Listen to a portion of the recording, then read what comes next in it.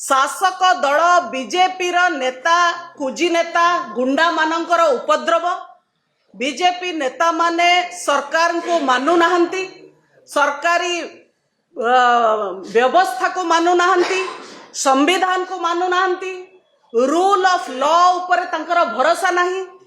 राज्यर मुख्यमंत्री जी होउचंती गृह विभागर मंत्री मध्य एवं जहांक अधीन रे अच्छी पुलिस विभाग ता ऊपर भी बीजेपी नेतांकर भरोसा नहीं।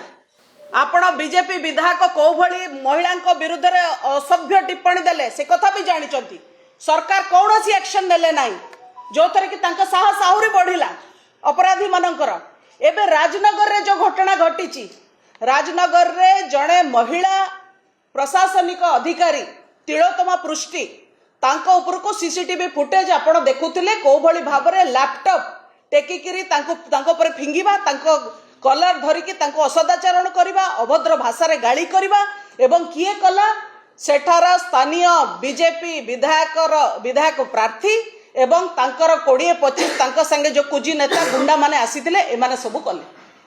सीधा सड़क जदि आमे कहबा ये गोटे अपराध एवं अपराध विरुद्ध रे एबे जांके भी ना पुलिस ना प्रशासन कौनसी कार्यानुष्ठान नहीं पारिचंती। तांकर सरकारी विधि व्यवस्था सांविधानिक विधि व्यवस्था प्रति कौनसी सम्मान नहीं एवं सेमाने माड़ मरा मरी करिक प्रमाणित कर सारलेनी जे सरकार को ऊपर भी तांकर भरोसा नहीं।